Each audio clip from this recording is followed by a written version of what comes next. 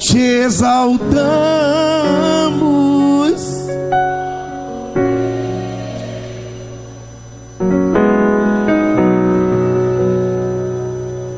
Tu és santo, Senhor. Sua glória, sua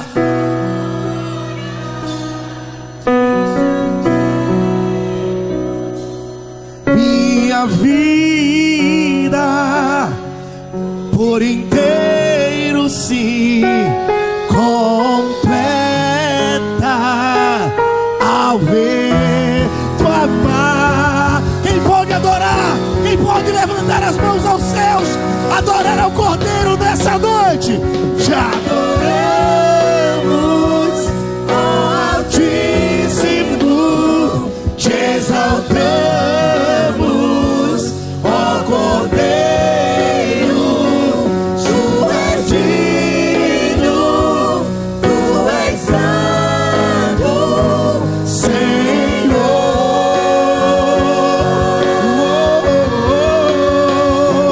Tua glória enche o templo, minha vida por inteiro se completa ao ver tua majestade. Te adoramos, ó Cordeiro. Suas vozes, levante a voz. Te adoramos, ó Altíssimo, te exaltamos, ó Cordeiro. Tu és digno, tu és santo, Senhor.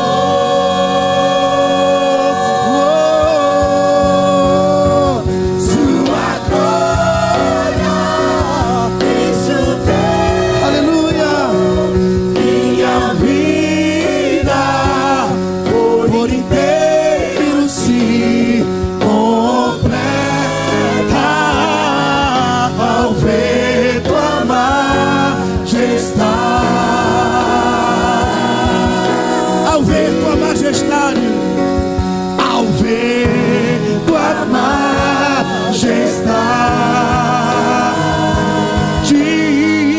ao ver tua majestade, ao ver tua majestade. Aleluia. Nós te adoramos, Cordeiro.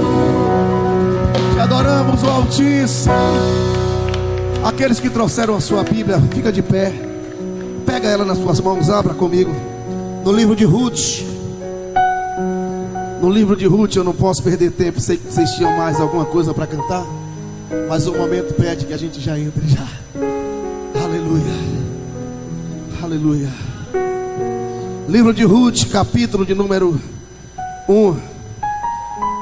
Aleluia. Glória a Deus. Glória ao nome de Jesus. Aleluia. Daqui a pouco vocês voltam e cantam mais. Pode, Senhor. Paz do Senhor, igreja. Paz do Senhor, igreja.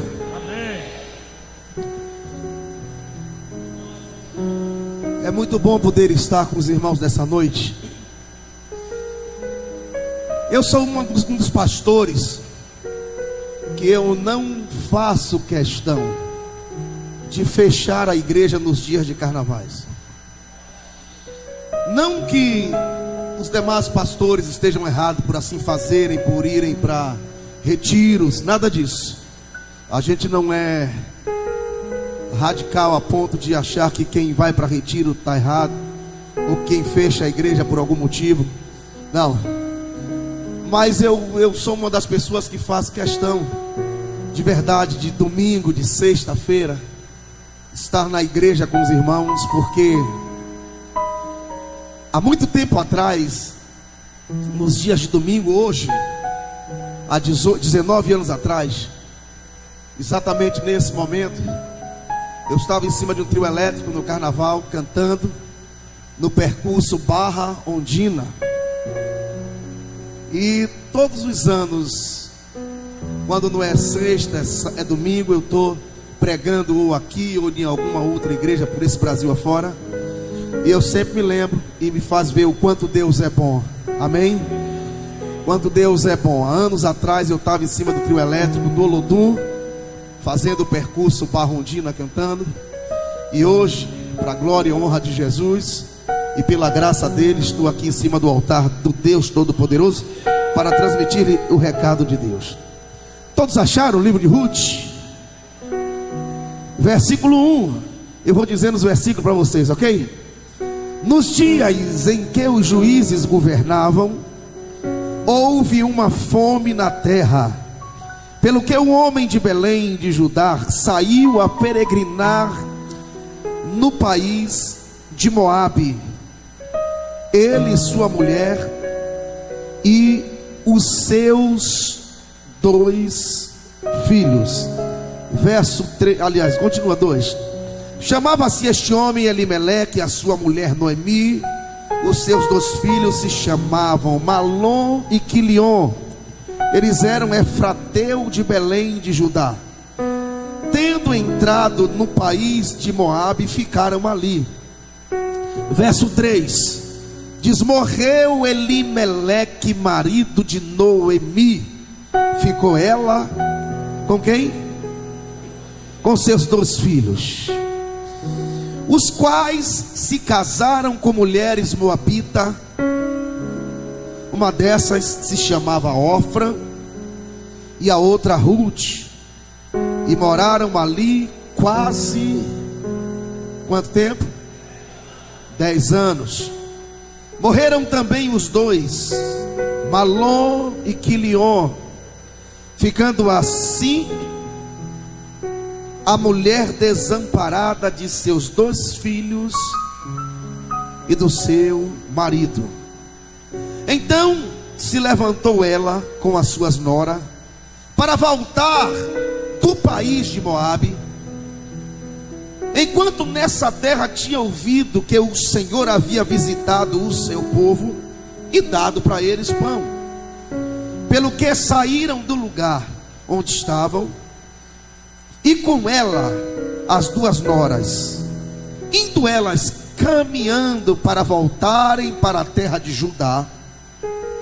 Disse Noemi às suas noras: ide, voltai cada uma para a sua casa. Vamos lá? Ela disse o quê?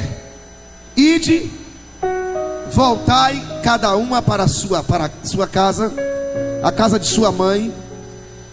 E o Senhor use convosco de benevolência, como vós o fizestes com os falecidos e comigo.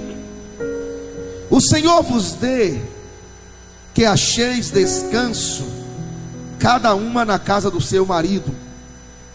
Quando as beijou, porém levantaram a voz e choraram, e disseram-lhe: certamente voltaremos contigo para o teu povo. Noemi, porém, respondeu o quê?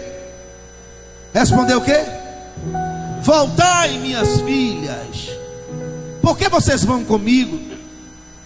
Tenho eu ainda filhos no meu ventre, para que vos viesse ser por marido? Voltai, minhas filhas, vão embora, porque eu já sou velha para me casar.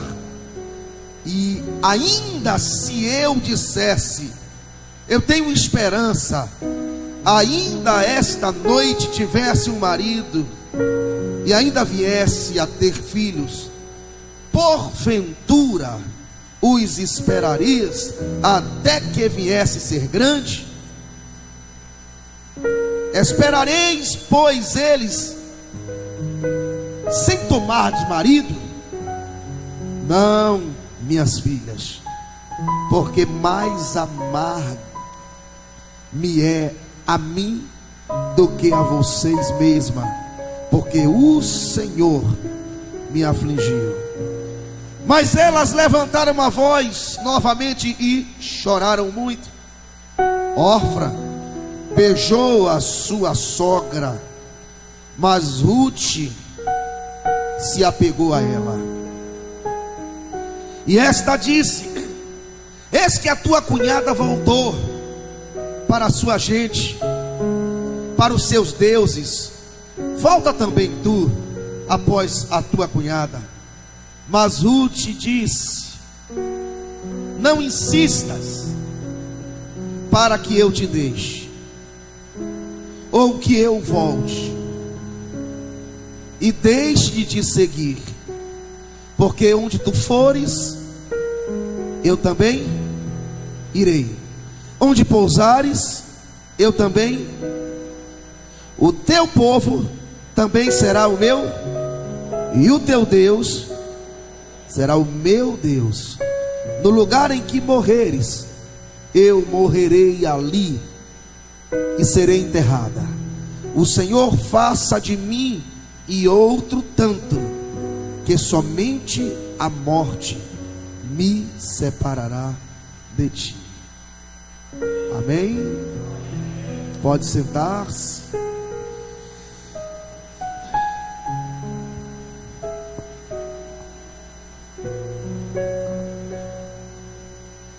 Glória a Deus.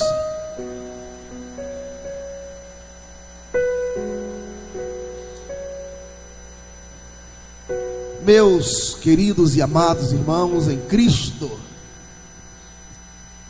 já lhe disse da minha alegria de estar nessa noite em cima do altar de Deus. Isso já fazem 19 anos em que algumas pessoas que não acreditavam, não em mim, mas não acreditavam que Deus faz milagre e que operando Ele não há ninguém que possa impedir o operar de Deus. Algumas pessoas declararam que eu não conseguiria ficar firme na presença de Deus, e que seria somente um fogo de palha, e que seria somente alguém que, empolgado pela situação, ou talvez que havia entrado na igreja em busca de alguém, e que eu não ficaria na presença de Deus, e que eu não aguentaria, porque o carnaval estava chegando, e que eu não ficaria firme, eu não conseguiria. E eu me alegro porque 19 carnavais se passaram, e aqui estou eu na presença do meu Deus. E eu fico feliz de poder, em pleno domingo de carnaval, estar pregando a palavra do Senhor, como faço já nesses 19 anos da minha caminhada. Pois bem, a história que lemos nessa noite, ela é uma das histórias mais lindas, não só do Antigo Testamento, como de toda a história, tanto vétero como neotestamentário, tanto do Antigo quanto do Novo Testamento. Por que eu estou dizendo tanto do Antigo quanto do Novo Testamento? Visto que o texto lido por nós outros essa noite é um texto que está no Antigo Testamento. Deixa eu lhe falar por quê. Porque embora o texto esteja no Antigo Testamento, mas esse texto ele tem tudo a ver com a nova aliança, e tem tudo a ver com o Novo Testamento. O que é o Novo Testamento, a não ser uma história de amor, em que João, no capítulo 3 e no versículo de número 16, ele deixa bem claro que tudo começa desta forma. Ele diz: porque Deus amou o mundo de tal maneira que Ele deu o seu Filho unigênito, para que todo aquele que nele crer não pereça, mas tenha a vida eterna. Ora, queridos, o Novo Testamento, ele é uma história de amor. Ele é a história de um Deus que se apaixona pelos seres humanos, de um Deus que vê que os seres humanos não haviam conseguido e jamais conseguiriam se salvar com seus próprios esforços, que o ser humano jamais conseguiria se salvar com a sua própria justiça, porque a Bíblia diz que a justiça, a nossa justiça, ela é semelhante a trapos de imundícia. Se vocês soubessem o que significa trapos de imundícia, vocês ficariam escandalizados, porque a Bíblia diz isso. A Bíblia diz que a nossa justiça é exatamente isso, como trapo de imundícia. Mas a Bíblia vai deixar bem claro que o Novo Testamento é a nova aliança de Deus, o Deus que ama de uma forma incondicional. A Bíblia chega a mencionar que Deus prova para conosco o seu amor, que sendo nós ainda pecadores, Ele deu o seu Filho unigênito para morrer no meu e no seu lugar, para que tivéssemos acesso a entrar na cidade santa pelas portas e não pela janela. Deixa eu perguntar nessa noite: quem tem essa esperança, levante a mão, dê um brado de glória, para que os céus escute que você tem essa esperança. Logo, senhoras e senhores, a minha esperança não está pautado na minha justiça. Sabe por quê? Porque eu sou falho. Sabe por quê? Porque eu sou pecador. E a Bíblia chega a mencionar que todos pecaram e todos carecem da glória de Deus, todos estão destituídos da glória de Deus. Deus então, pelo seu amor, estabelece um plano, estabelece um projeto, estabelece alguma coisa que não foi estabelecida na terra, mas nos céus, e não em qualquer lugar, no coração do próprio Deus. Queria que nesta noite, querido, eu não sei como a pessoa entrou aqui nesse lugar, mas talvez, quem sabe, ela tenha ouvido tantas palavras ruins nesses últimos dias. Eu queria que você olhasse para ela e dissesse para ela com todo carinho, sendo boca de Deus, diga para ela: Deus te ama, Deus te ama, Deus te ama. Diga: do jeito que você é, Deus te ama. Aleluia. Sabe, senhoras e senhores, o que me impressiona dentro do texto é que o contexto é interessante. O contexto é o seguinte: houve uma fome, houve uma fome muito grande na terra. Elimeleque era o chefe da família, e o texto sagrado vai dizer para nós outros que Elimeleque agora toma uma decisão, e a decisão tomada por Elimeleque foi de retirar a sua família de Belém, que não havia pão em Belém, e tentar ser peregrino, tentar viver como estrangeiro nas terras de Moabe. Ora, olhando de uma forma fria o texto, sem tentar interpretar o contexto, ou somente interpretando o feito de Elimeleque, nós vamos fazer uma pergunta: o que é que tem a ver? Quem não faria a mesma coisa que ele fez? Qual é o pai, diz a Bíblia, que um filho lhe pedindo pão, ele dará uma serpente ao filho? Imagine as crianças dizendo: pai, Malon e Quilion, evangelista Florivaldo, ainda menino, talvez, quem sabe, com a idade de 10 anos, olhando para o pai, dizendo: pai, me dá um pão para eu comer. E o pai dizendo: filho, não tem pão, não tem pão. E aqui há um paradoxo muito grande, sabe por quê?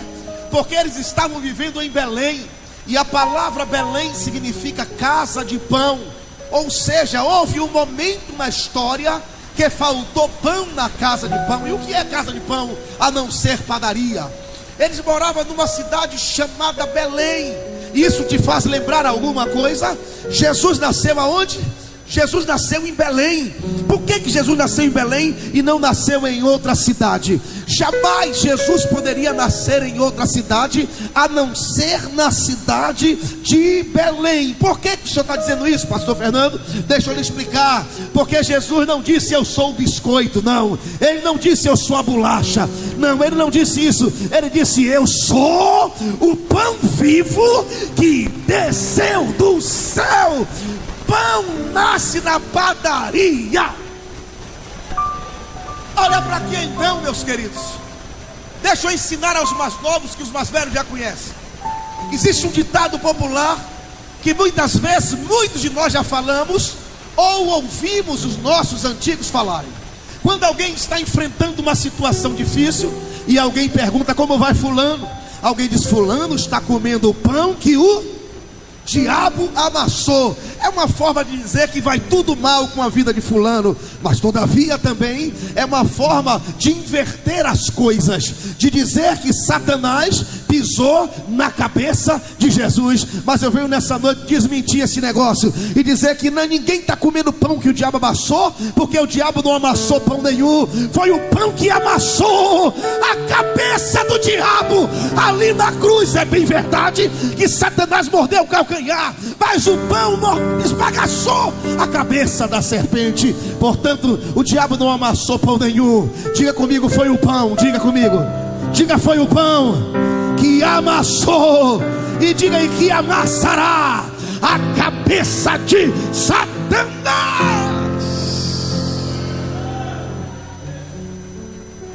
Pois bem, pensa comigo agora, pais e mães, como foi difícil para aquele homem ver os seus filhos olhando para ele e dizer a ele: pai, eu quero comer um pedaço de pão. E o pai dizer ao menino: filho, seguinte, filho, é que veio uma fome, veio uma crise. O menino não vai entender isso jamais. O menino, quando está com fome, ele quer o quê? Quer comer. Elimeleque, olhando agora para a situação e não vendo de onde trazer comida, ele teve uma decisão. E a decisão tomada por Elimeleque foi descer até Moabe e passar o tempo lá naquele lugar. Escute, preste atenção nessa noite. Eu costumo dizer a muitos dos que me procuram e que dizem: pastor, eu quero conversar, porque eu preciso tomar uma decisão.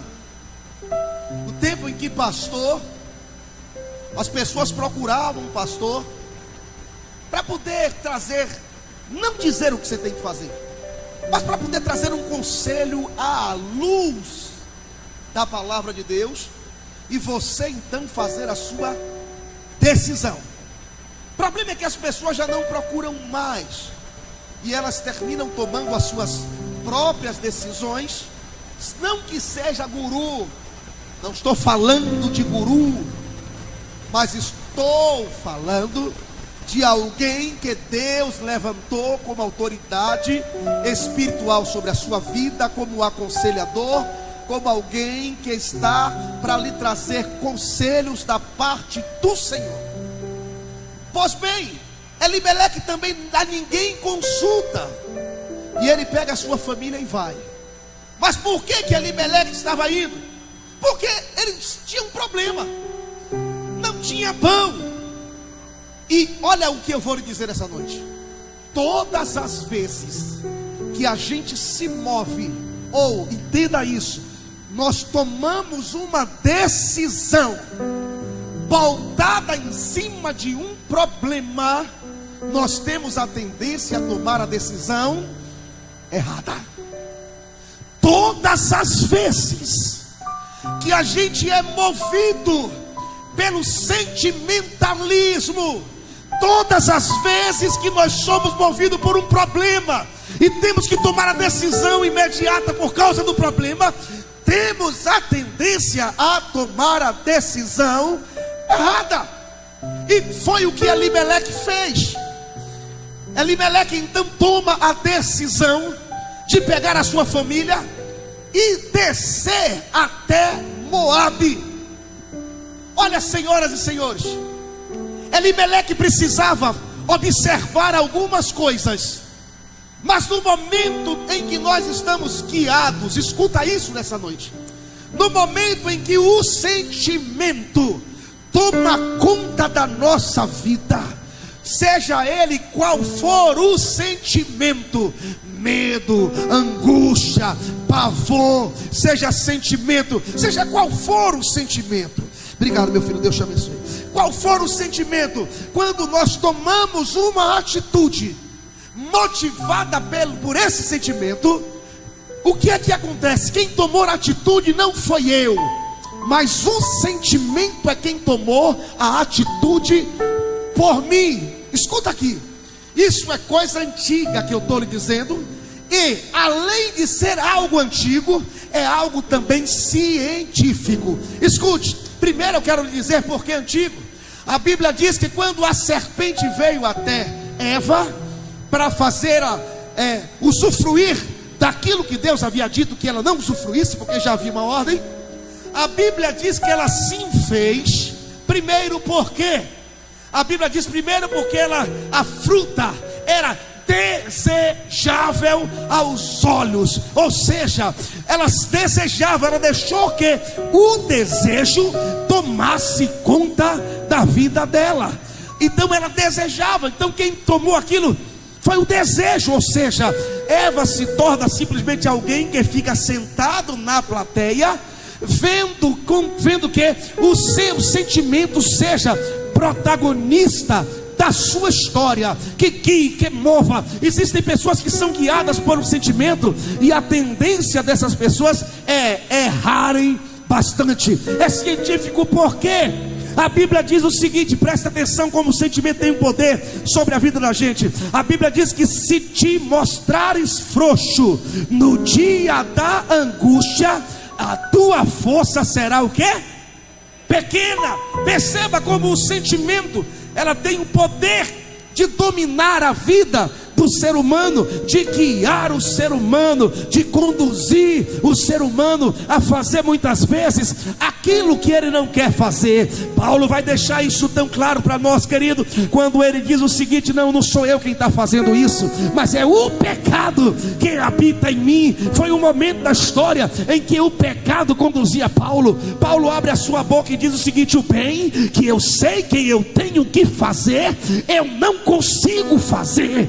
Todavia, o mal que eu sei que não devo fazer, isso eu estou fazendo. Aí ele abre a sua boca, olha para o céu, desesperado da vida, ele disse: miserável homem que sou. Aí ele diz: não, mas não é que sou eu, é o pecado que habita em mim. Aí Paulo diz: como é que eu vou me livrar desse negócio? Lá na frente ele vai aprender. Quando alguém olha para Paulo e diz: e aí Paulo, me conta aí sobre aquela vida que você vivia, fazendo as coisas da carne, cedendo aos desejos da carne, deixando que o pecado se tornasse protagonista da sua história. Como é que é? Mudou alguma coisa? Paulo diz: ah, mudou. Alguém disse: mudou o quê? Ele disse: eu aprendi como vencer aquilo. O cara diz: me diga como foi. Ele disse: agora já não vivo mais eu, mas Cristo é quem está vivendo em mim. E a vida que eu vivia na carne, agora eu estou vivendo na fé do Filho de Deus.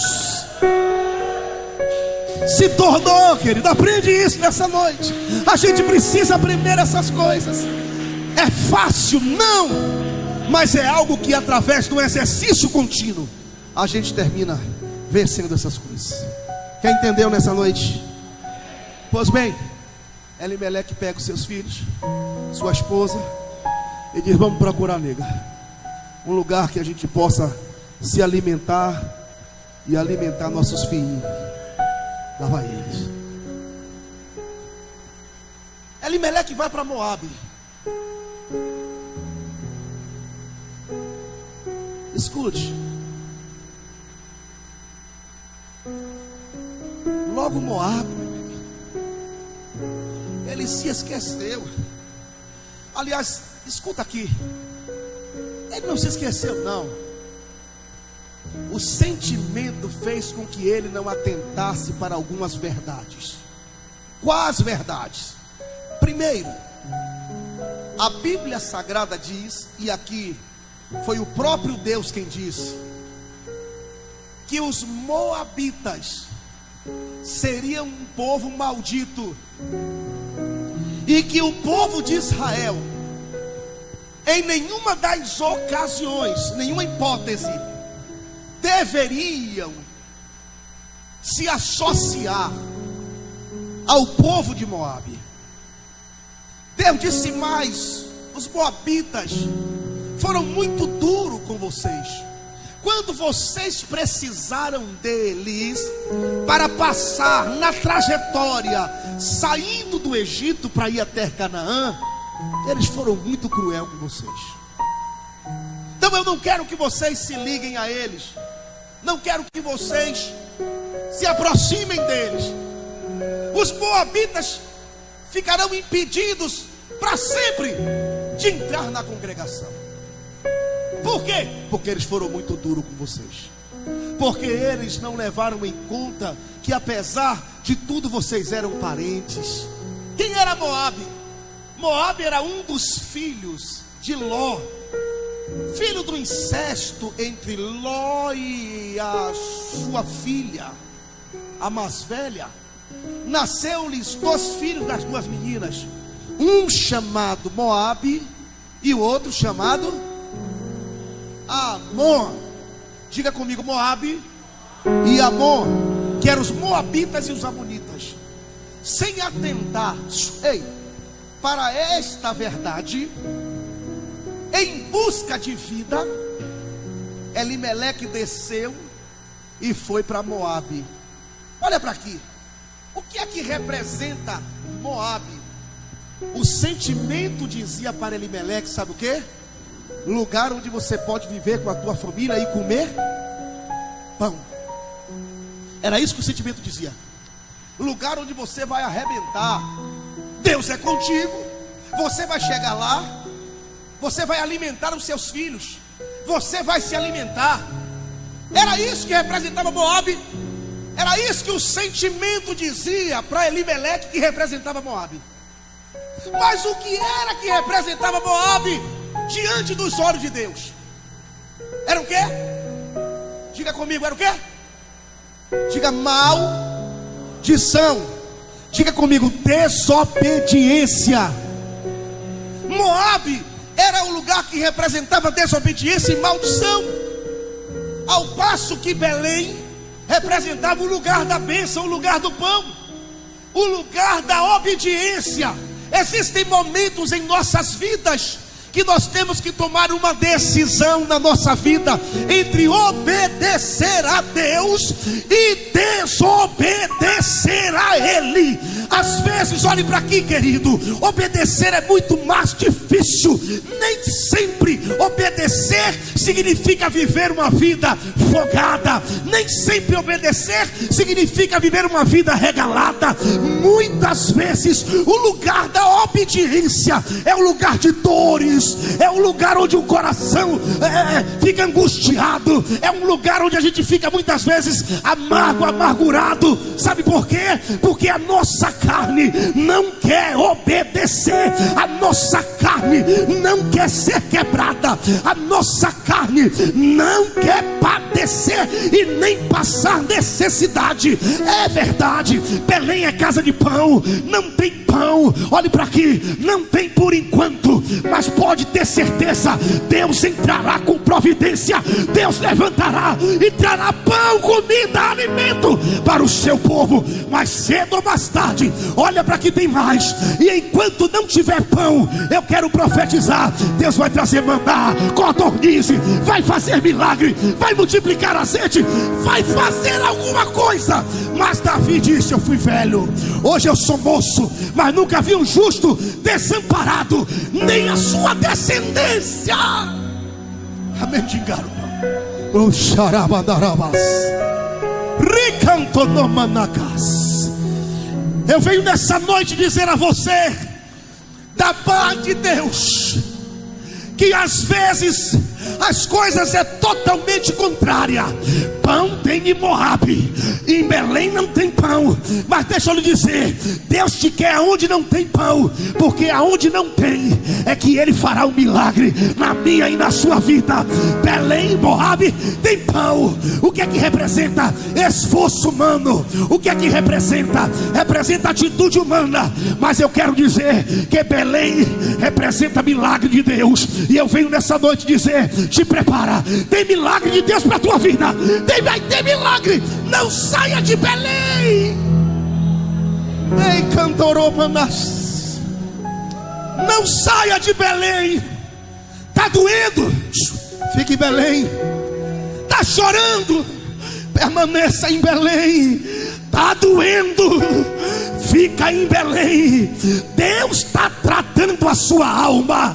Deus está tratando a minha vida. Deus está tratando comigo e com você. Mas não tem pão. Não tem pão, não tem pão. Oh, não tem pão. Ei. Olha para aqui nessa noite. Não tem pão não? Não te preocupa. Porque a Bíblia diz que nem só de pão viverá o homem, mas de toda palavra que sai da rabacalaba, da boca do meu Deus. Aleluia, aleluia. Choramando konomanakasi, decantaraba choramandai. Aleluia. Belém, o dia que faltou pão na padaria, Elimeleque chega. O sentimento leva Elimeleque. 2017 é o quê? A gente precisa aprender a superar essas coisas e não permitir que os sentimentos dominem a nossa vida e o nosso viver. Elimeleque chega em Belém, sai de Belém, chega em Moabe. Quando ele olha, é tudo diferente. Moabe tinha pão,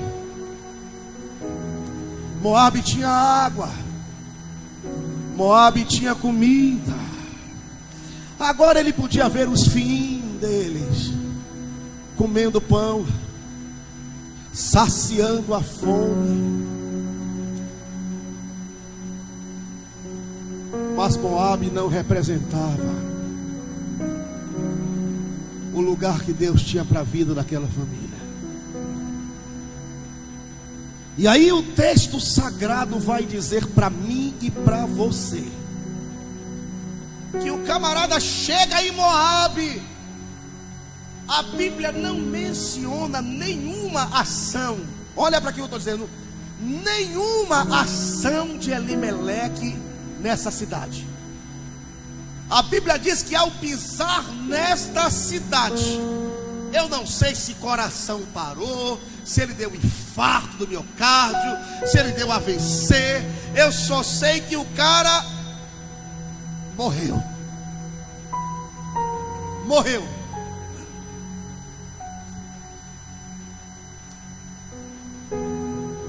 E a Bíblia diz que fica Noemi com seus 2 meninos. Presta atenção, queridos. Presta atenção. Presta atenção. Escute. Um abismo faz o quê? Puxa o outro.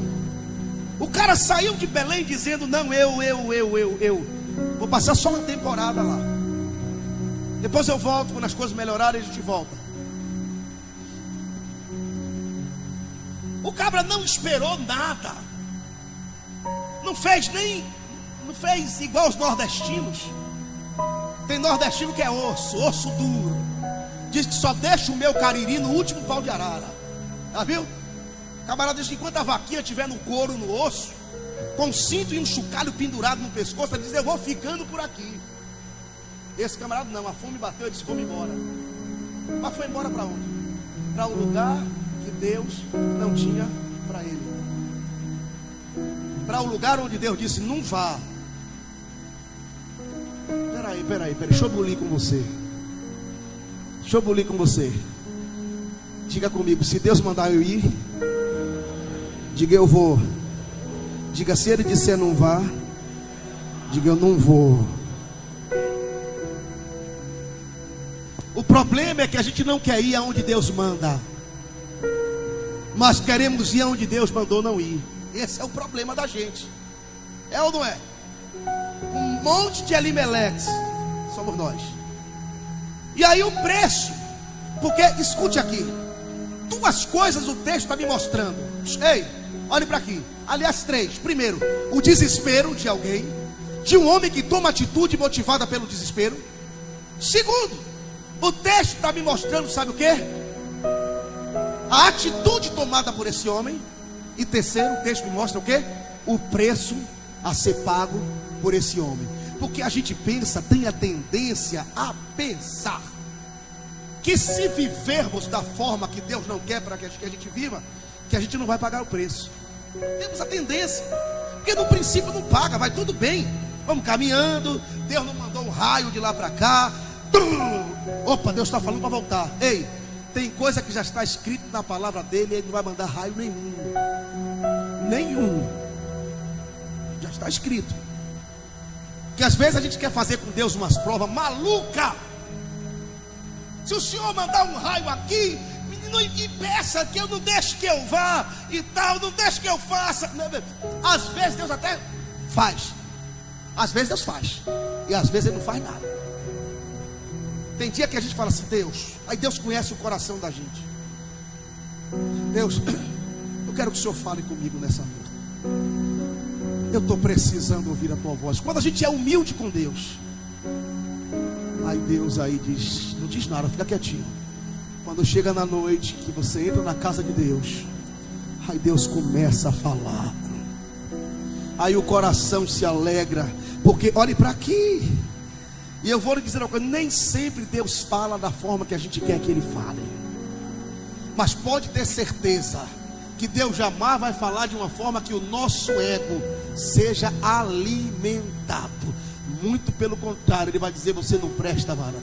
Você não presta, varoa. Varoa, você está errado. Você aí a carne fica doidinha. Mas sabe o que é isso? Isso é Deus que nos ama com um amor incondicional e não quer nos perder. Não quer que a gente saia de Belém para ir para Moabe. Ou seja, quer que a gente continue no centro da vontade dEle para a nossa vida. Mas esse negócio, se o Senhor não mandar um raio e não me pedir, eu vou mesmo. Eu vou dar. Que é isso, rapaz? Cuidado que o raio pode não cair na frente, cair na cabeça. Afrontando Deus. Não, aí Deus deixa, sabe por quê? Porque tem coisa que está escrita. Foi isso que a Bíblia disse. Quando o camarada chega para Deus e diz assim, pai, mande pai Abraão que um profeta, que Lázaro vá lá em casa. Aí ele disse, não. Tem a lei e os profetas, está tudo escrito lá. Que eles acreditem no que está escrito. Mas pois bem, o cara morre, o cara paga um preço altíssimo, preço alto. Aí sabe o que acontece? Um abismo puxa outro. Já estamos em Moabe mesmo. Aí Ruth arranja duas moabitas, duas filhas do Satanás. Calma, você não ficar com raiva de mim. Duas filhas, e aí faz um casamento misto. Que Deus falou que eles só deveriam se casar com as mulheres das tribos de Israel. Aí faz um casamento com duas filhas do cão, Ofra e Ruth. Calma, tenha paciência. Ninguém nasce filho de Deus, viu? Ninguém nasce filho de Deus. Nasce primeiro criatura. Aí a Bíblia diz, todos quanto receberam, foi-lhe dados o poder de serem feitos o quê? Filho de Deus. Calma, duas moabitas. E aí pega os meninos e diz, toma, uma para Ofra e outra para Ruth. Você casa com Malom, você casa com Quilion. Aí lá vai. Quando estava fazendo 10 anos, escute, 10 anos em que eles estavam lá, a Bíblia diz que uma nova tragédia acontece. Morre Malom e morre Quilion. E agora a história recomeça como? Com 3 viúvas desamparadas, com 3 mulheres vivendo a solidão. É muita desgraça para acontecer dentro de 10 anos. Dentro de 10 anos. Agora tem 3 mulheres. Tem uma velhinha e tem 2 mulheres, talvez com seus 30 anos de idade, coroa, com 20 e poucos anos, coroas. É o quê? É o quê? Ah, tá, fica aí. Seus 29 anos, 28, 29, coroas.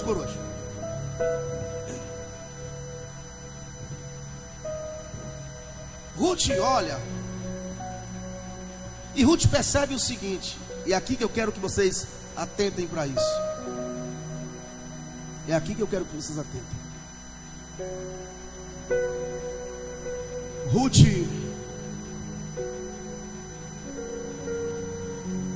Ruth olha para as meninas. Noemi olha para as meninas e o coração dela se parte, porque ela percebe que não vai mais casar. Ela percebe que ela não tem mais como gerar filhos. E ela agora não se vê no direito de prender essas meninas. As meninas não tinham nada a ver, eram novas e podiam recomeçar a vida delas, visto que Noemi não tinha mais filho. Se Noemi tivesse filho, daí você vai entender tudo aquele trocadilho de Noemi. Elas tinham que casar com os filhos para poder suscitar descendência. Noemi, um dia alguém olha para ela e fala assim: Noemi. Ela diz: não me chame de Noemi, me chame de Mara, porque Noemi significava algo de bom, louvável. Noemi significava algo agradável. Ela disse: me chame de Mara. Viu, Mara? Sabia, Mara? Quer dizer amargo. Mas Deus transforma todo amargo em doce. Ainda que o nome não mude, Deus transforma amargo em doce. Ela disse: me chame de Mara, me chame de amarga, porque o Todo-Poderoso decidiu se levantar contra mim e vir na minha direção e me fazer desse jeito. Ela olha para as meninas e diz assim: eu vou me embora para Jerusalém, vou voltar para Belém. As meninas disseram: nós vamos juntos. Escuta, vamos juntos. E ela vai caminhando. No meio do caminho ela para e diz: eu não tenho esse direito. Eu não tenho esse direito de fazer isso com vocês. Não. Volta para casa de vocês. Volta. O texto diz que as duas choraram. Escuta, as duas choraram.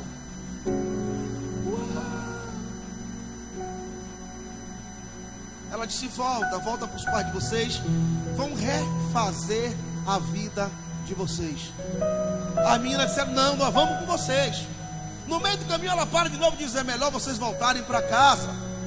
E aí ela vai explicar por quê. Quando ela explica por quê, quando ela dá a explicação por quê, e o porquê era o seguinte: sou velha, não vou casar novamente, ainda não tenho menino para você esperar crescer, e ainda que eu casasse não dava tempo de vocês esperarem, e vocês têm o direito de viver a vida de vocês felizes, e eu não vou mais casar, e eu estou liberando vocês. Eu não presto para mais nada. Não tem razão de vocês ficarem comigo mais. Eu não sirvo para mais nada. Aí a Bíblia diz que Orfa dá um beijo nela, pega a sua sacola, suas trouxinhas e vai embora. Ela olha para Ruth e diz: Ruth, minha filha, aproveita e acompanha a sua cunhada. Volta com a sua cunhada. Porque eu saí de Israel com meu marido e meus 2 filhos, e estou voltando para lá para ajudar, sozinha. Aproveita, vai lá que ela está lá.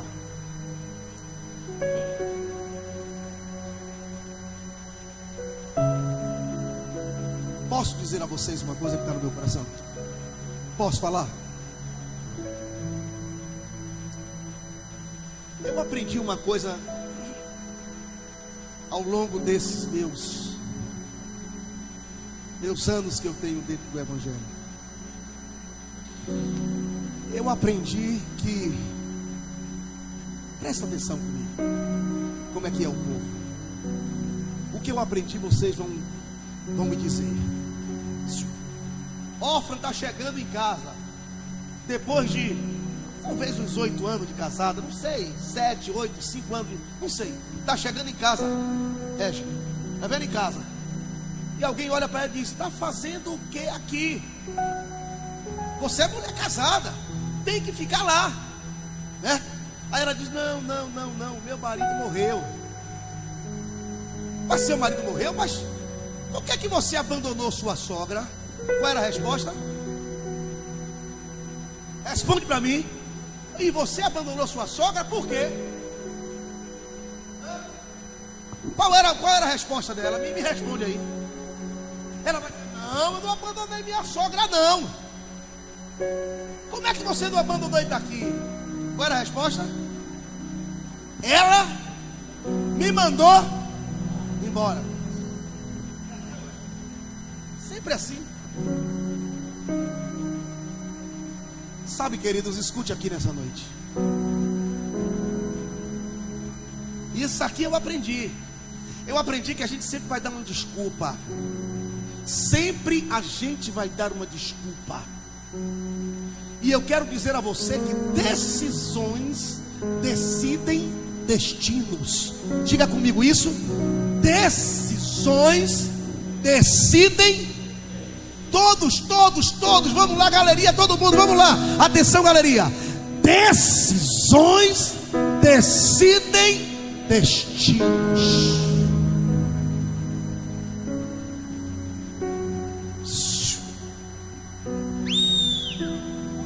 Olha para aqui.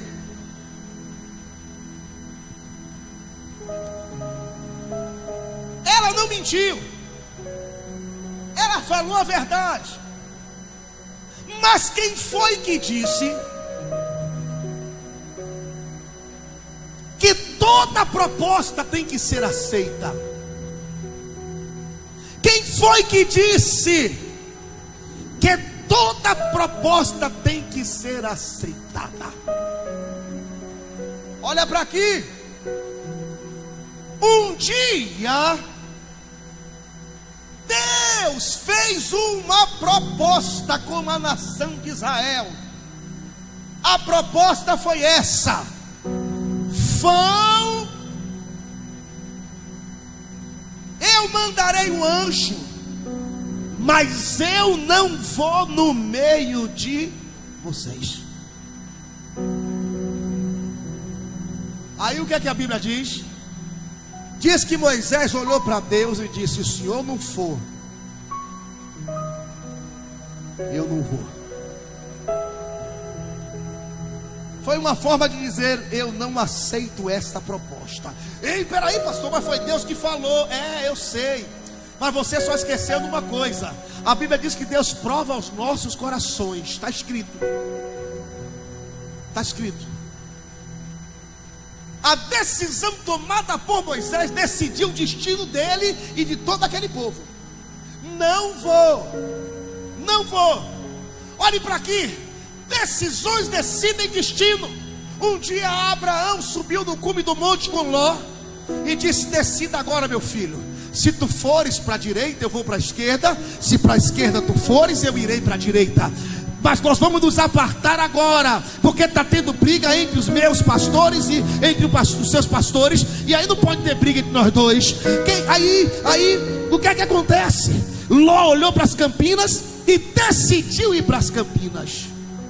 E o destino dele foi decidido ali, na decisão tomada por ele.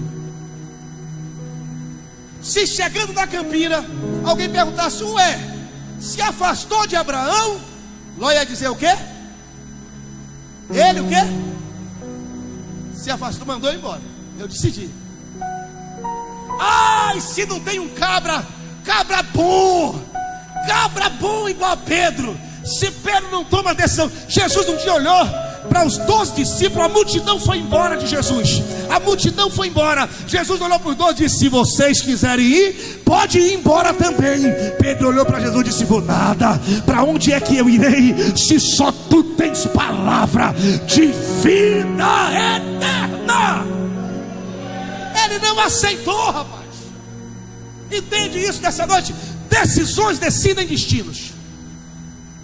Olhe para aqui o que mais me deixa impressionado. O que mais me deixa impressionado é a proposta feita por Noemi.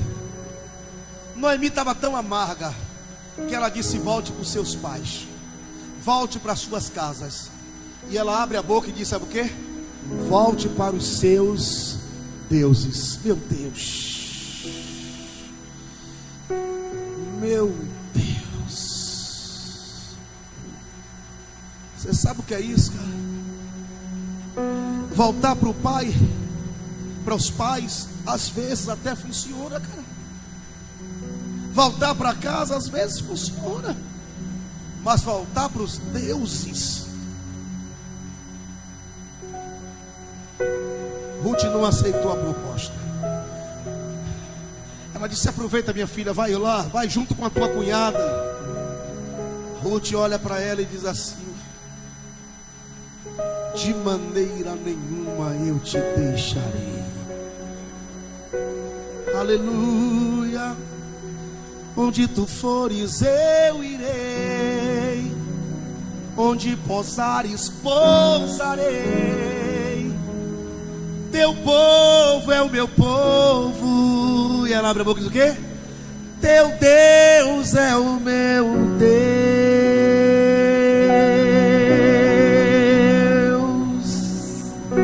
Sabe o que é que essa moça está dizendo? Ela está dizendo o seguinte: eu me converti.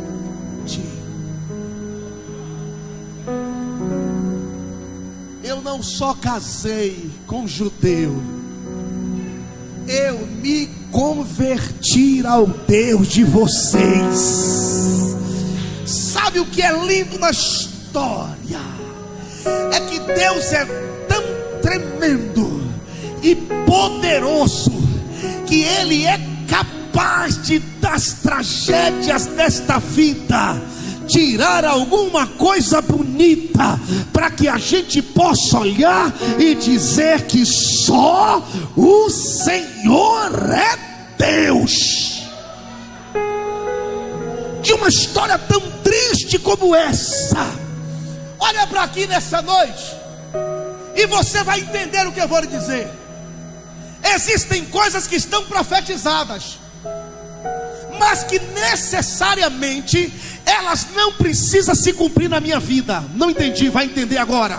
Olhe para aqui, está profetizado que nos últimos tempos apostatarão alguns da fé, tendo ouvido a doutrina de demônio. Mas não precisa acontecer isso com a minha vida. Com a sua precisa acontecer isso aí? Está profetizado que vai acontecer. Então, se eu tomar cuidado, comigo não acontece. Tem mais, está escrito, sabe o que? Que por aumentar a iniquidade, o amor de quase todos esfriará. Show, sai para lá. Comigo não pode acontecer isso não. Mesmo fraquinho, mesmo aqui, sabe, querido, acapengando, mas eu quero continuar firme na presença do meu Deus. Necessariamente não precisa se cumprir na minha vida. Necessariamente não precisa. É só não dar lugar que não acontece. É só, sabe, ficar firme na presença de Deus que não acontece. Mas escute, olhe para aqui nessa noite. Vocês vão matar a charada, que vocês são inteligentes. Um dia no Novo Testamento, presta atenção, até hoje é briga. Há um texto no Novo Testamento Que a Bíblia diz assim, ó, que Jesus chega numa cidade, Samaria, chega no poço, encontra uma mulher que tinha 5 maridos, e agora estava vivendo com um que não era dela, né? E aí Jesus chega lá, os discípulos se escandalizam, aí aquela mulher foi salva. Lembra disso? Saiu, pregou o evangelho, outras pessoas vieram. Mas o texto começa dizendo assim, ó: e era necessário passar aonde? Aí a pergunta hoje é: qual era a necessidade de passar em Samaria? Qual era? Salvar aquela mulher. Tudo certo? Amém? Beleza? Vem comigo aqui. Vocês são inteligentes, muito inteligentes.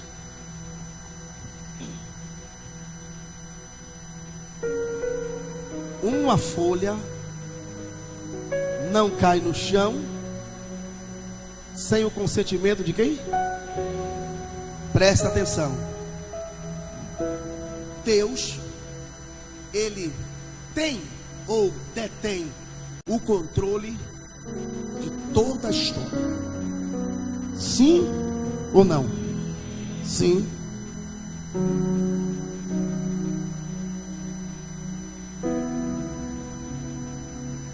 Dez anos foi o tempo. Grava isso. Lá vem as duas voltando. Ruth dizendo o seguinte: filho, minha sogra,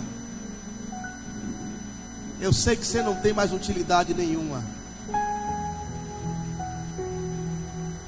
mas eu não sou como muitas pessoas que só fica junto, perto de alguém quando aquele alguém tem utilidade. Enquanto desse alguém eu posso sugar alguma coisa, enquanto desse alguém eu posso tirar alguma coisa, enquanto esse alguém tem alguma coisa para me dar, eu não sou assim.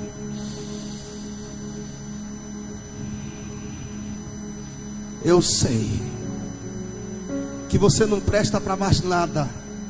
Escute, nada daquilo que eu preciso. Mas tem um negócio: eu te amo.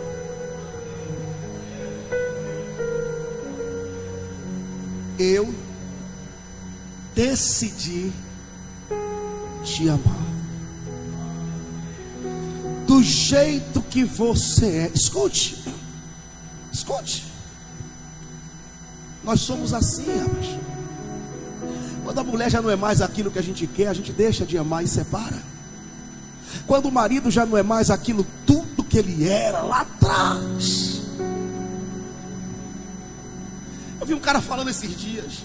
Eu fiquei chateado com isso. Chateou. O cara estava brigando com o outro, disse: mulher não presta pra nada, mano. Rapaz, mulher só presta para deformar a gente. O cara disse: deformar como? Tu mesmo, quando casou, tu tinha esse barrigão? Tu tinha esse barrigão? Mas tua mulher bota comida aí dentro. Aí diz assim: coma mais, meu filho. Você não entendeu? Ela quer você gordo para da rua não ficar olhando para você. Só que hoje o negócio está tão em falta, que seja gordo ou magro, careca ou barrigudo.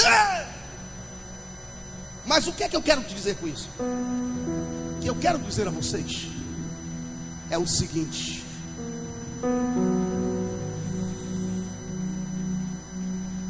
o amor, diz a Bíblia Sagrada, não deve ser um amor fingido. Não deve ser um amor pautado só quando você é útil para mim, quando você tem utilidade para saciar os meus desejos, seja eles carnais ou qualquer outro tipo de desejo. Quando você pode me dar alguma coisa que eu quero, então você é útil para mim e eu te amo e eu fico com você. Quando você já não tem mais utilidade nenhuma, não me serve para mais nada, então eu te deixo. Ruth olhou e disse: eu vou ficar com você. E olhe para aqui, queridos. Sabe o que é que Ruth disse? Vê se não é o Espírito Santo. Ficarei com você todos os dias da sua vida. E a única coisa que vai fazer com que, vê se não é casamentos aí, que eu deixe você, é o quê? Ela disse: só a morte vai nos separar. Todos os dias da tua vida eu vou estar com você. Olhe para aqui. Onde tu fores, eu. Onde pousares. Vê se não é o Espírito Santo isso aí. Vê se não é ele. Que não deixa. Jesus disse o quê? Eis que estarei convosco todos os dias, até a consumação do século. Vê se não é isso aí. Sabe, queridos, escuta aqui. E aqui eu estou terminando. Oh Espírito Santo, muito obrigado, porque o Senhor me lembrou. O Senhor me lembrou.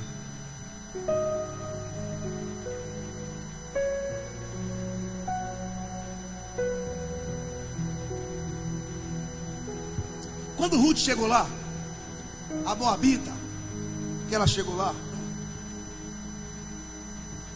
a Moabita olhou para a sogra e disse: fique em casa. Fique em casa. Você não tem marido para lhe dar comida, para trazer o pão para dentro de casa. O texto diz que elas chegaram no momento que estava tendo a colheita.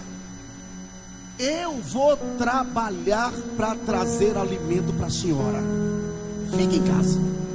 Não sai daqui, deixe que eu trabalho por você. Que negócio. Eita, uma nora dessa não existe mais. Existe ainda?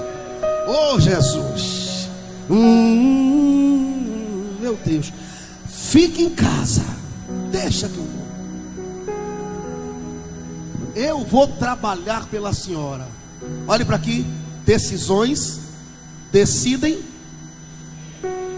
Aí ela está no campo trabalhando. Aí o pessoal olha para ela e vai fazer uma visita para Noemi em casa. Você é Noemi? É. Não, mas não me chame de Noemi não, me chame de Amarga. Não. Essa nora que a senhora tem é uma bênção. Aí o pessoal diz: uma nora como essa, está escrito, vale mais do que 7 filhos. Olha o coração da mulher se alegrando. Mas sua nora é uma bênção. Aí está Boaz.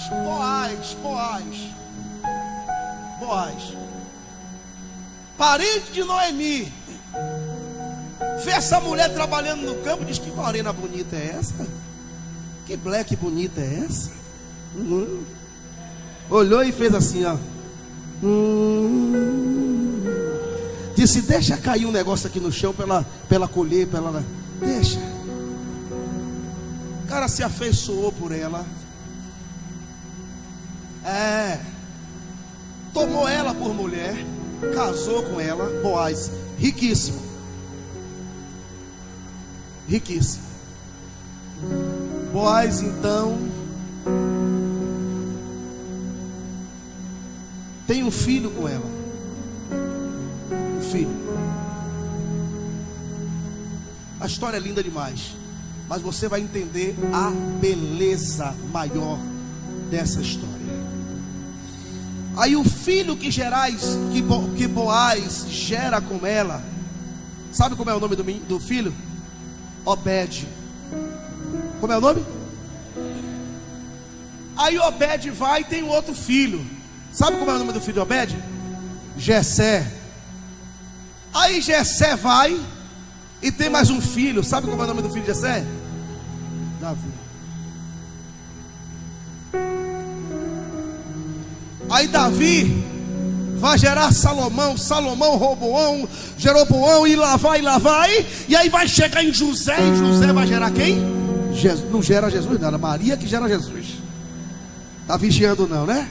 Vai chegar em Maria, porque Maria tem que entrar na genealogia. Genealogia que não tinha mulher aparece. Tanto aparece essa como aparece Maria e mais outra. Maria gera Jesus. Ou seja, olhe para aqui nessa noite. Olha para aqui. Na ponta do meu nariz, por favor. Olha para aqui. Ó, a filha do diabo se converteu e se tornou filha de Deus. Você entendeu? Virou a avó do maior rei que essa história já teve. Depois dele só tem um que é maior do que ele, que é Jesus, que não é rei, é Rei dos reis e Senhor dos senhores. Está entendido? Mas olhe para aqui, e aqui eu termino, fechei.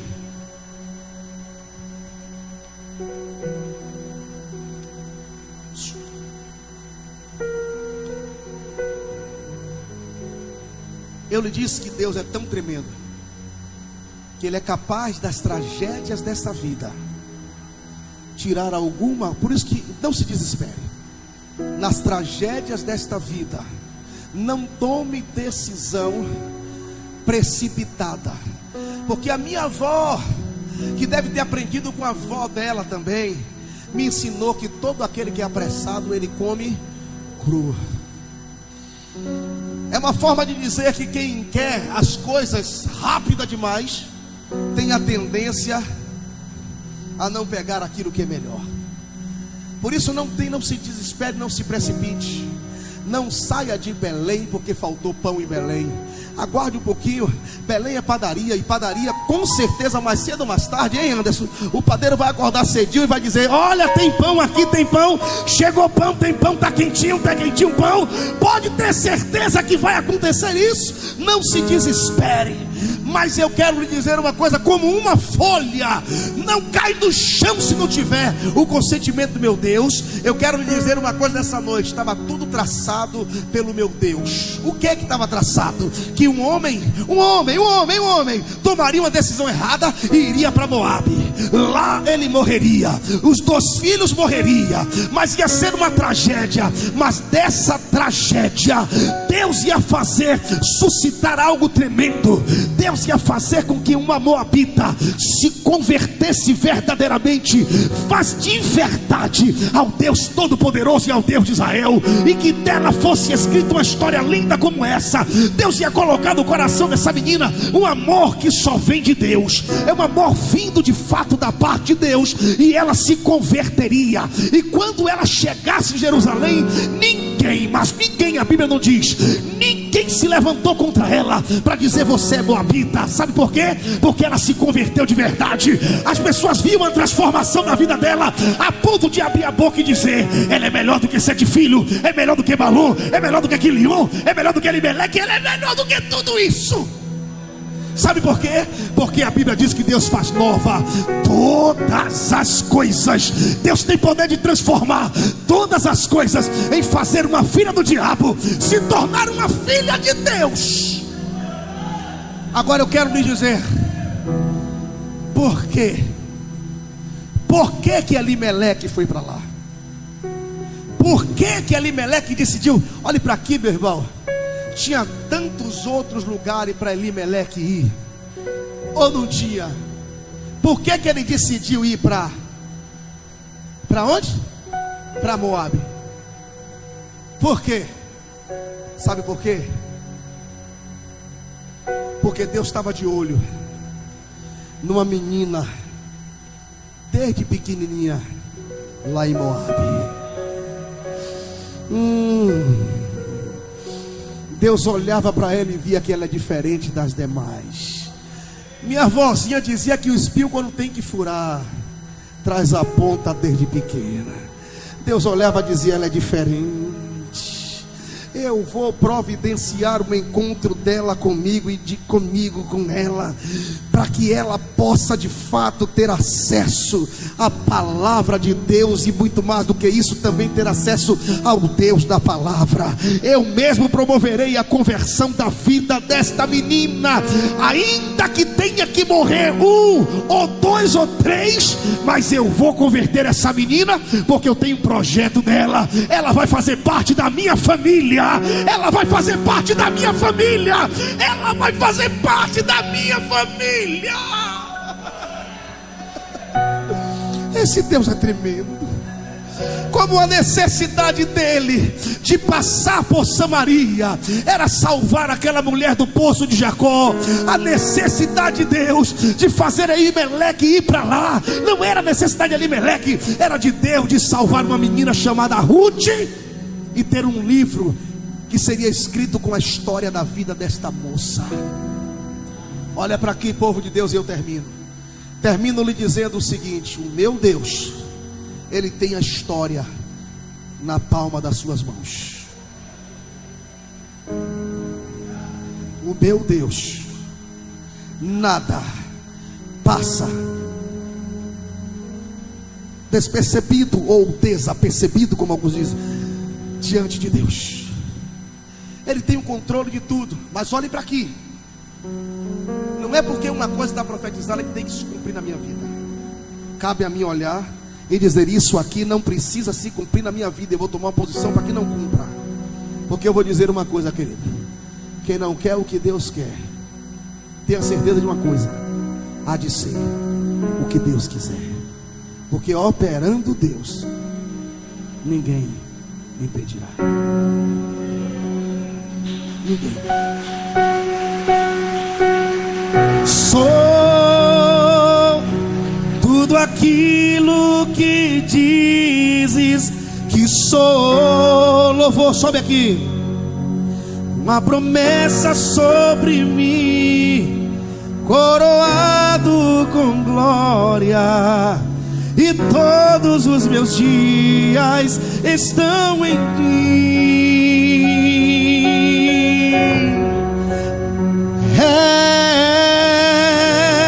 És minha herança, meu dono, Senhor. Minha esperança está em ti, coroado com glória, e todos os meus dias estão em ti. Eu vou além,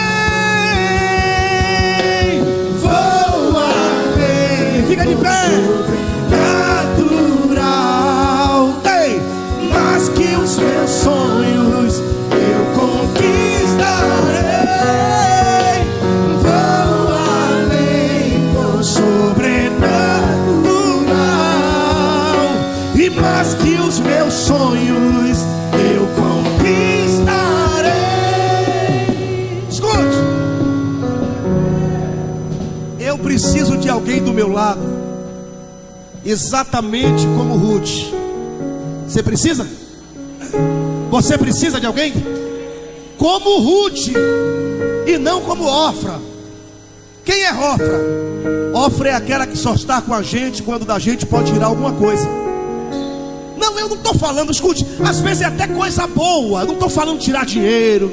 Não é isso não. Alguém só fica com a gente quando a gente tem uma palavra boa para dar para esse alguém. Quando a gente tem, sabe, poder na oração para orar e acontecer alguma coisa, aí as pessoas colam com a gente, até fazem da gente gurus. Quando a gente tem uma palavra para dar.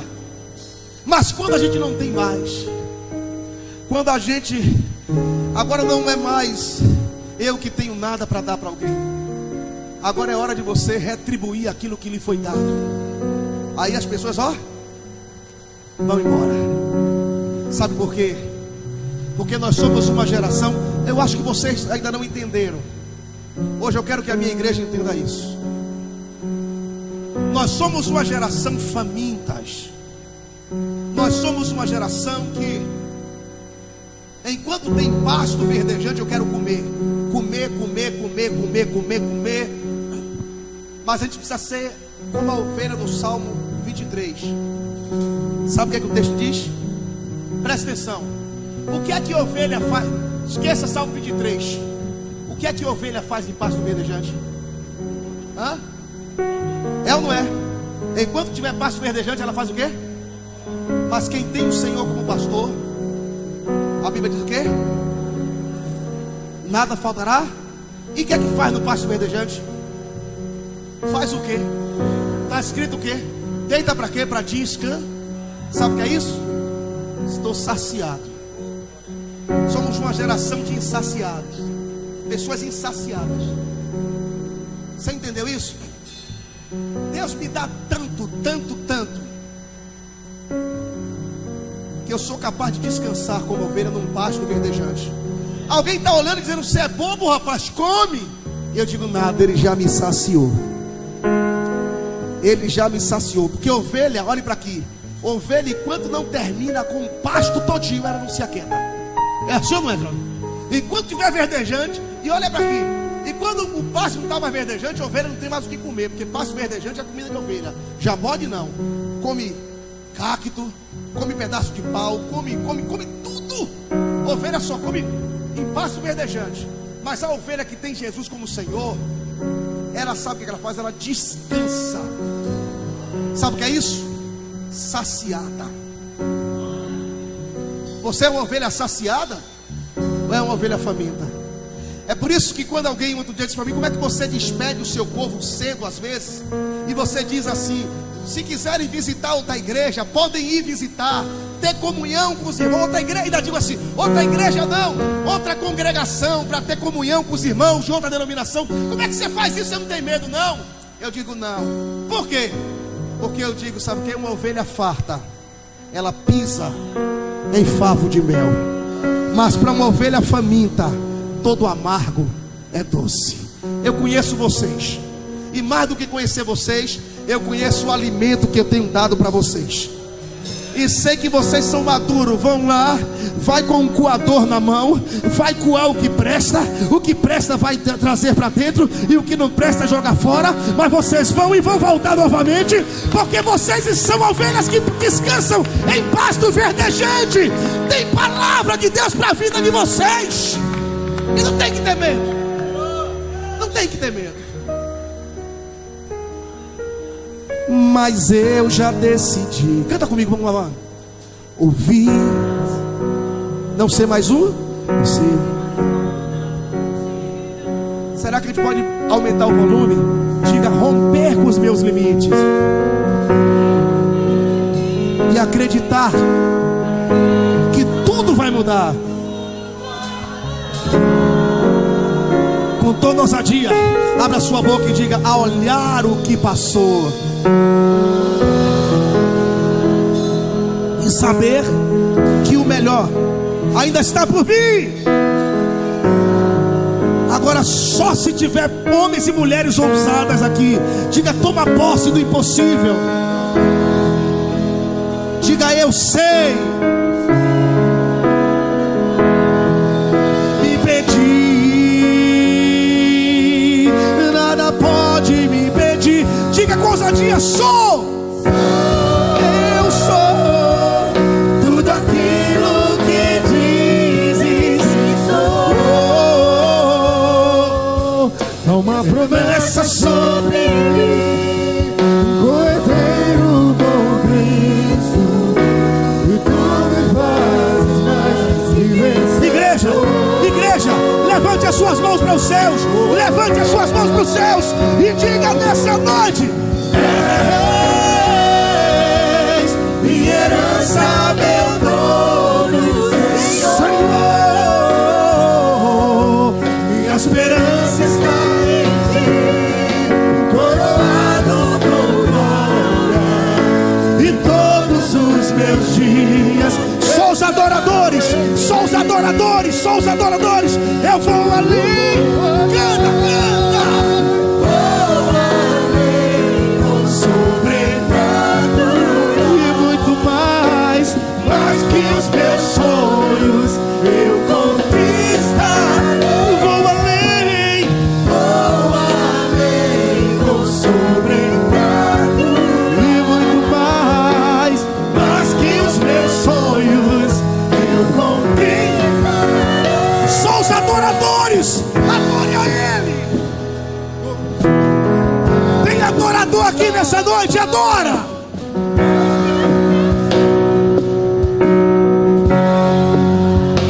Eu vou além.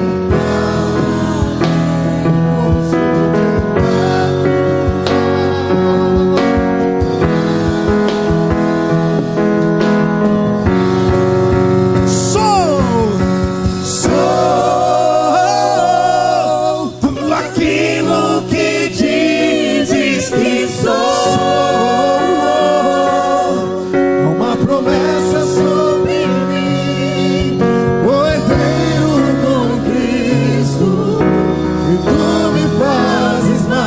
e vencedor. Diga: és minha herança, meu dono.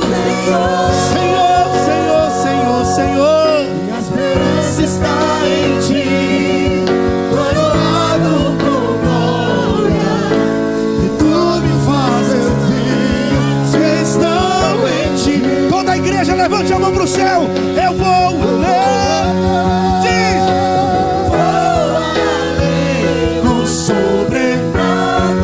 e é muito mais que os meus sonhos eu conquistarei. Cadê os adoradores?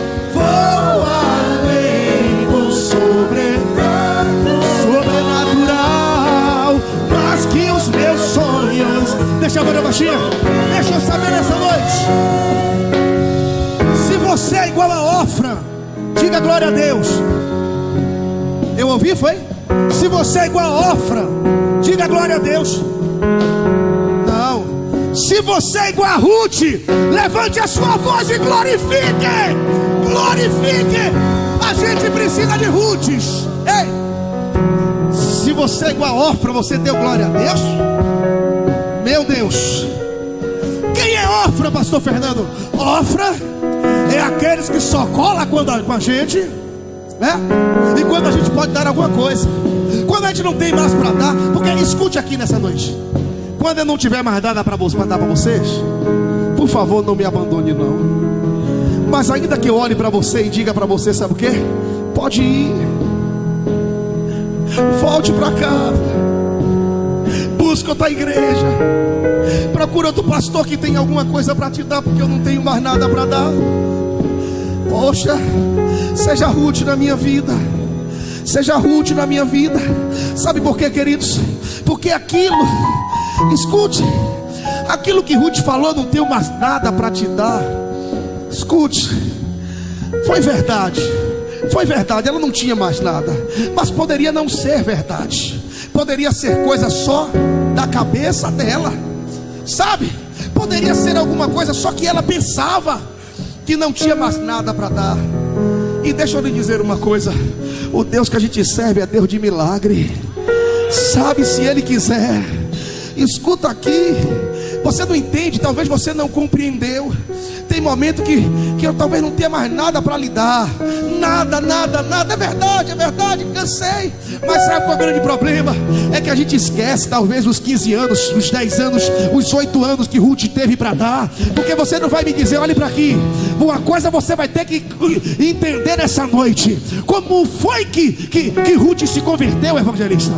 Como foi se ela não conhecia? Como foi que ela se converteu? Sabe como foi? É que Noemi, apesar de fraquinha, mas era um evangelho vivo para suas noras. Foi Noemi que falou. E como que foi Noemi? Foi porque o velho morreu. Então Noemi foi evangelho vivo. As meninas começaram a olhar para Noemi, mas só que um olhava e não conseguia ver muita coisa, porque o olho estava ofuscado. Mas a outra começou a olhar e dizer: eu vejo Deus na vida dela. Eu vejo Deus. Porque olhe para aqui. O que foi que Noemi falou? O que foi que Ruth falou a Noemi? Ruth falou a Noemi, sabe o quê? O teu Deus, o teu Deus, o teu Deus. Olha para teu irmão e diga: o teu Deus, o teu Deus, o teu Deus, é o teu Deus, é o teu Deus, é o teu Deus, o teu Deus, o meu Deus, o meu Deus. Ei, vou além. O teu Deus é o meu Deus. Eu conheço Deus, sabe como? Na tua vida, na tua vida, na tua vida.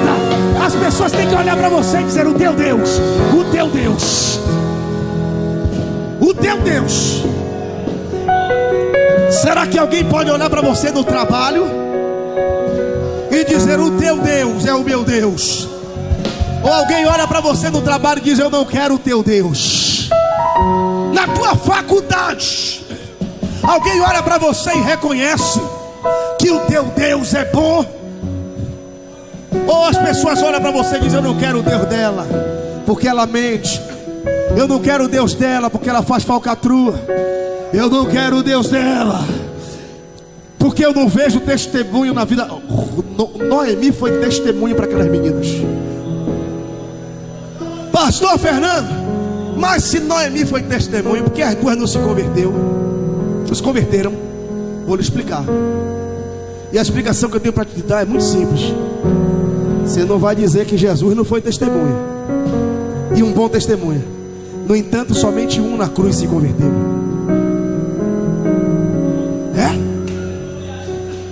Somente um se converteu. Você não vai dizer que meu Jesus não teve um bom testemunho. Mas o que me deixa impactado é que essa mulher, Ruth, ela está ligada a esse ladrão da cruz. Por quê? Enquanto Jesus podia fazer alguma coisa, todo mundo queria. Quando ele não podia mais fazer nada, todo mundo se mandou. Mas um ladrão na cruz reconheceu que aquele Deus que estava massacrado, que aparentemente nada podia mais fazer, ele olha para ele e diz: eu vou começar a enxergar além das coisas desta vida. Eu vou começar a enxergar e dizer: talvez ele não possa fazer mais nada aqui, nesse plano espiritual. Então eu vou falar com ele do plano do porvir. Senhor, lembra-te de mim quando entrares no teu reino. O mestre olha para ele e diz: lembrar o que, rapaz? Hoje mesmo tu estarás comigo lá no paraíso. Ei, cuida de mim. Olha para seu irmão, diz: cuida de mim. Diga para ele: cuida de mim. Diga: cuida de mim quando eu não tiver mais nada para te dar. Cuida de mim. Lembra, diz para o outro, diz no de trás. Fala com ele, diz: cuida de mim, vai. Não me deixa não. Não me abandone não. Eu posso não ter muita coisa para te dar, mas eu já pude e eu já te dei. Cuida de mim. Cuida de mim. Cuida de mim. Oh, levanta as mãos aos céus. Adore ao Rei. Adore, adore, adore, adore, adore. Manda glória, manda glória, manda glória, manda glória pra cima. Cadê? Abre a boca, a igreja, e manda glória. Manda glória pro céu, manda, manda. Aleluia. Eu conquisto